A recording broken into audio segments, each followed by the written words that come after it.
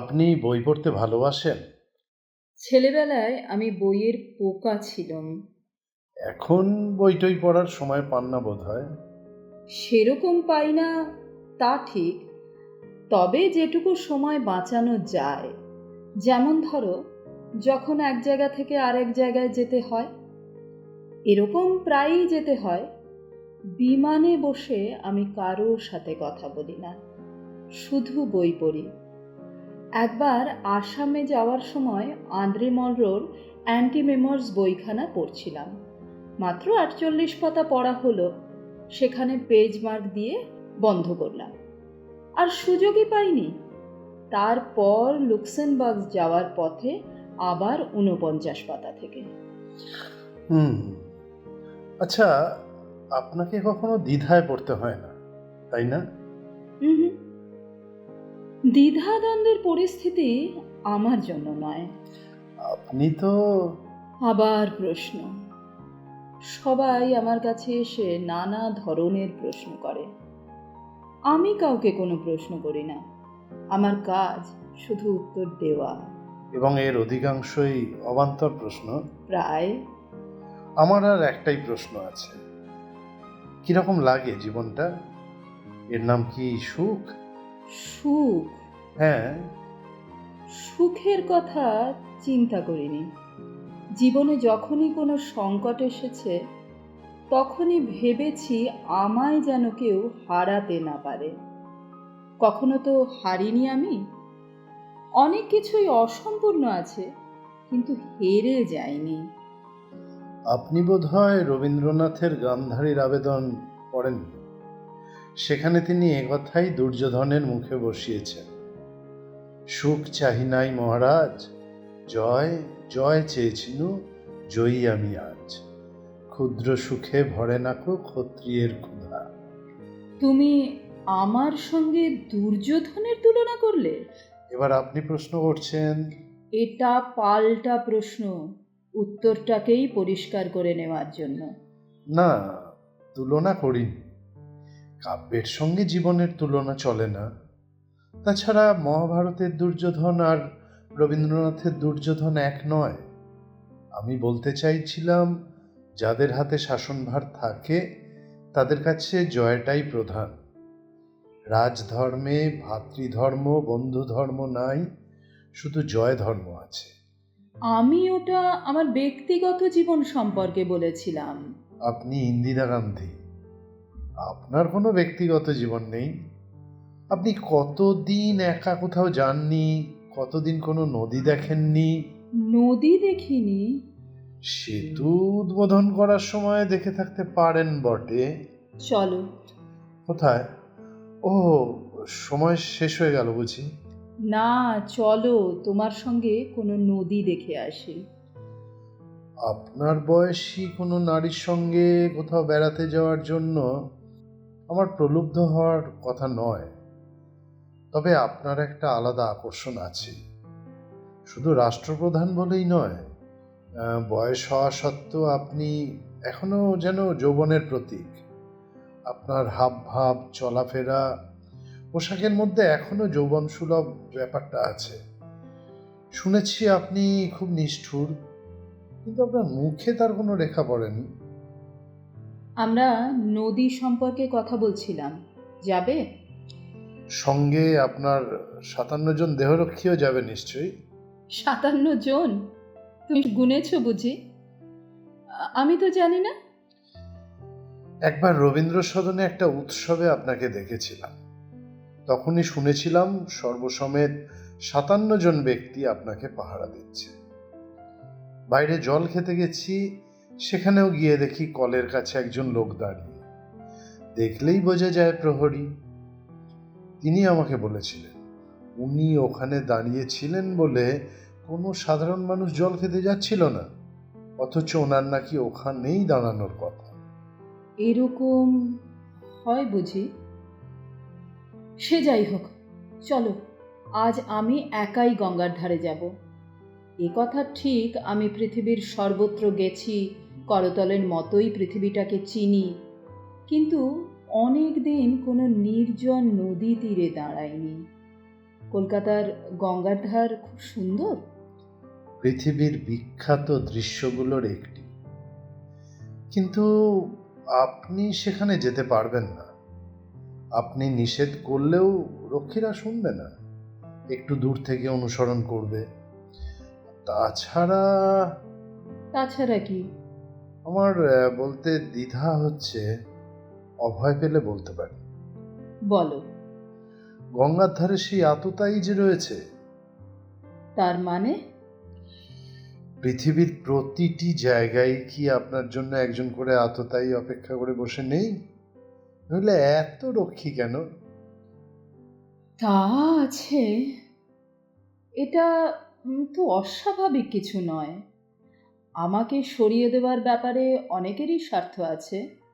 পৃথিবীর সব রাষ্ট্রপ্রধানের ক্ষেত্রেই এরকমই হয়। হ্যাঁ, জানি, কিন্তু সব সময় আমাকে কেউ হত্যা করতে চায়, এই চিন্তাটা কেমন লাগে? সব সময় মনে থাকে না। সব সময় রক্ষী থাকা মানেই, চেতনে হোক আর অবচেতনেই হোক, এটা মেনে নেওয়া। অভ্যাস হয়ে যায়। এটাও পার্ট অফ গেম। রবীন্দ্র সদনের বাইরে জলখাবার জায়গায় যে লোকটি একা দাঁড়িয়েছিল, তার সেই দাঁড়িয়ে থাকার ভঙ্গির মধ্যে অদ্ভুত একটা কিছু ছিল। সেই জন্য আমি সপ্রশ্ন চোখে তাকিয়েও ছিলাম। তার ভঙ্গি অলস অথচ সতর্ক, অন্যমনস্কের ভান অথচ নজর তীক্ষ্ণ। নিশ্চয়ই ওর কাছে কোনো অস্ত্রও ছিল। ওই লোকটিকে আমি আততায়ীও ভাবতে পারতাম, কিন্তু ও ছিল প্রহরী। ভেবে দেখতে গেলে আততায়ী ও প্রহরীর মধ্যে বেশ মিল আছে। আহ, কথায় কথা বাড়ে। আমি নদীর কাছে যেতে চেয়েছিলাম, একা। একা? হ্যাঁ, একা। এবং তুমি আমায় রাস্তা চিনিয়ে নিয়ে যাবে। জানো বোধহয় আমি কোনো শহরেরই রাস্তা চিনি না। হঠাৎ ভিড়ের কলকাতায় শহরের মাঝখানে আমাকে ছেড়ে দিলে আমি বাচ্চা মেয়ের মতোই হারিয়ে যাব। কিন্তু তার আগে গঙ্গার ধারের সেই আততায়ীর ব্যাপারটা নিষ্পত্তি হওয়ার দরকার নয় কি? মনে হয় সেখানে কোনো আততায়ী নেই। তুমিই তো বললে সেটা খুব সুন্দর জায়গা। আব্রাহাম লিঙ্কন যখন মুগ্ধ হয়ে নাটক দেখছিলেন, তখন মঞ্চের ওপর থেকেই লাফিয়ে নেমে এসেছিল আততায়ী। খুনির সৌন্দর্যবোধ থাকে না। কিন্তু আমাকে মারতে চাইবে কেন?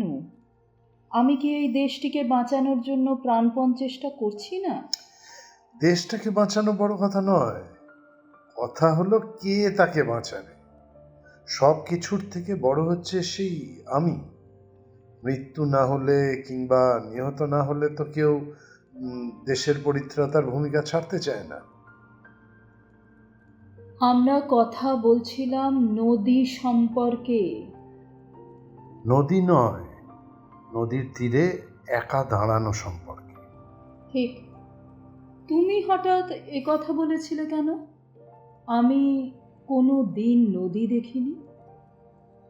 আপনি বলেছিলেন আপনার ব্যক্তিগত জীবনের সম্পর্কে কিছু একটা। আমি বলেছিলাম আপনার কোনো ব্যক্তিগত জীবন নেই, সেজন্যই নদীর কথা আসে। আপনার এরোপ্লেন আছে, হুকুম আছে, সেতু উদ্বোধনের তারিখ আছে, কিন্তু আপনার কোনো নদী নেই। তাতে কিছু যায় আসে? না। তাহলে? তবু আপনি হঠাৎ নদী দেখতে চাইলেন। চলো। আমাকে কেউ চিনতে পারবে না, কেউ বিশ্বাসযোগ্য মনে করবে না আমার চেহারা। বড় জোর বলা বলি করবে ওকে ঠিক ইন্দিরা গান্ধীর মতো দেখতে। স্বয়ং ইন্দিরা গান্ধী হতেই পারে না। এরকম বিভ্রম কোনো চিত্র তারকা সম্পর্কে হতে পারে, কিন্তু আপনার সম্পর্কে সন্দেহের কোনো কারণ নেই। প্রতিদিন বিভিন্ন দৃষ্টিকোণ থেকে আপনার অজস্র ছবি ছাপা হয়। কথায় কথা বাড়ে। চলুন তাহলে, দেখা যাক পরীক্ষা করে। আশ্চর্য, সন্ধে হয়েছে অনেকক্ষণ। দাঁড়িয়ে দাঁড়িয়ে দুখানা সিগারেট পোড়ানো হয়ে গেল, অথচ এখনো রাষ্ট্রপ্রধানের আসার সময় হলো না? আচ্ছা, ওনারও কি তৈরি হতে সাধারণ মহিলাদের মতো দীর্ঘ সময় লাগে? চলো, একটু সন্ধে হওয়ার অপেক্ষা করছিলাম। রাস্তায় ঠান্ডা লাগতে পারে, তাই চাদরটাও নিয়ে নিলাম। চলো, যাওয়া যাক। আপনাকে আসতে কেউ দেখেনি তো? কোনো দিন আমি এখানে পায়ে হেঁটে ঢুকিনি কিংবা বেরোইনি, তাই আমাকে কেউ লক্ষ্য করেনি। সবাই আমার গাড়িটা পাহারা দিচ্ছে। নিশ্চয়ই আপনার সাথে প্রতি 5 মিনিট অন্তর আরও অসংখ্য লোকের দেখা করার কথা ছিল। তাদের অনেক দাবি, অনেক অনুগ্রহ, অনেক প্রতিবাদ। তা ছিল, কিন্তু যুবক, তুমি নিজেকে বিশেষ সৌভাগ্যবান বলে মনে করো না। মনে রেখো, তুমি আমার পথপ্রদর্শক মাত্র। একটু দূরেই গঙ্গা, আপনি সোজা চলে যান। তুমি রাগ করলে? আপনাকে একটু আগে আমি বলেছিলাম যে নারীর সঙ্গে কখনো কখনো নিজেকে সৌভাগ্যবান মনে করি বটে, কিন্তু আপনার ক্ষেত্রে সে কথা আসে না। তাই? আচ্ছা শুনুন, আহ, আমরা রেডিও ভবনের পাশ দিয়ে এলাম। এটা স্টেডিয়াম। তুমি কি লক্ষ্য করেছো যুবক, ওই যুবক যুবতীরা, পথের অগণিত মানুষ, কেউ আমাদের লক্ষ্য করছে না? হুম। কিন্তু এই শিশুটি অনেকক্ষণ ধরে আমাদের পেছনে পেছনে আসছে। ও একটি ভিখারি শিশু। তাহলে? ওকে কিছু খুচরো পয়সা দিয়ে দিলেই ও চলে যাবে। আমার কাছে কোনো পয়সা নেই, আমি কোনো পয়সা আনিনি। আমার কাছে খুচরো পয়সা আছে, কিন্তু ভিক্ষে দেওয়াটা কি ঠিক নীতি? নিজের বিবেককে প্রশ্ন করো। আমার বিবেক এক এক রকম নির্দেশ দেয়, সেই জন্যই আপনার কাছে জানতে চাইলাম। আমি মানুষকে নীতিবোধ শেখাই না যুবক। বেশ, ওকে আমি 10 পয়সা দিচ্ছি, কিন্তু এটা ওর প্রতি দয়া পরবশ হয়ে নয়। আমি চাইছি ও যেন আর বিরক্ত না করে। কলকাতায় ওই কি একমাত্র ভিখিরি? না না, এখানে ভিখিরির সংখ্যা প্রায় 3 লাখ 1 জন। একজন? মানে?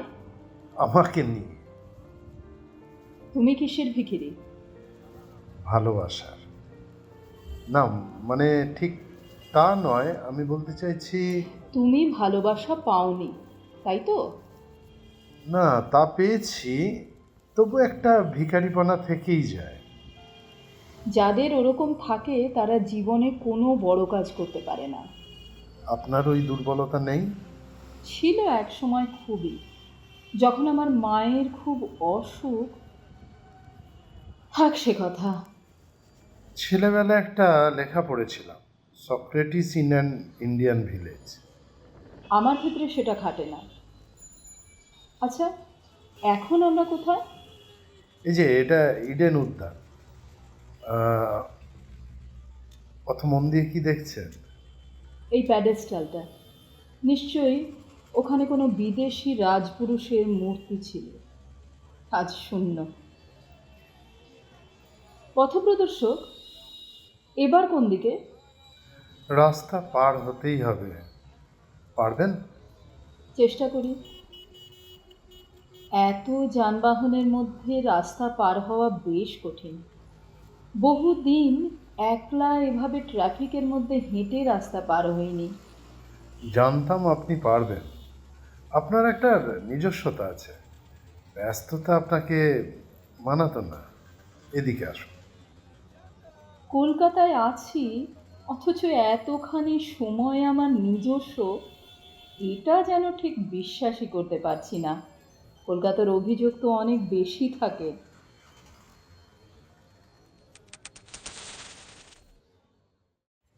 আমি আহ, একটু বেশি সিগারেট খাই, আপনি কিছু মনে করছেন না তো? তোমরা কি এভাবেই সিগারেট ধরাও? না, আমার কাছে আসলে দেশলাই কাঠি ফুরিয়েছে, তাই তাই ওনার কাছে আগুন চাইতে হলো।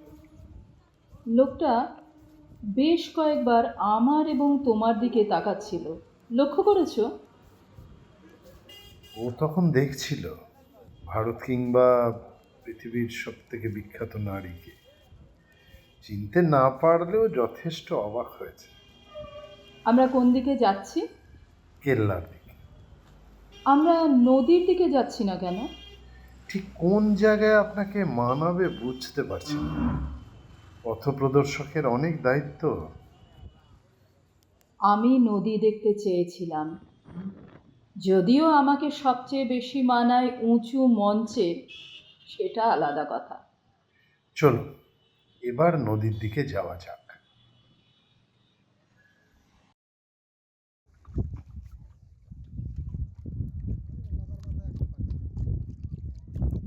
আপনি এখন ঘন কালো গম্ভীর নির্জন নদীর তীরে দাঁড়িয়ে। কেমন লাগছে?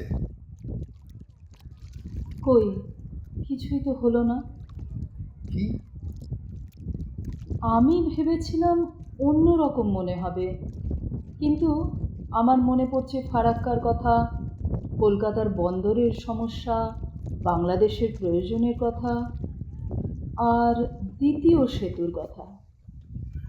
আপনি এখনো মঞ্চেই দাঁড়িয়ে আছেন, কিংবা রাজভবনের প্রতিনিধিদের সম্মেলনে। আপনি নদীর কাছে আসেননি। বেশ, এই আমি চোখ বুঝলাম। এবার তো ভালো করে দেখতে পাচ্ছি নদীকে। জয় না সুখ, কোনটা? প্রশ্ন করো না। কি অসহায় মনে হচ্ছে আপনাকে। অসহায়? কেন?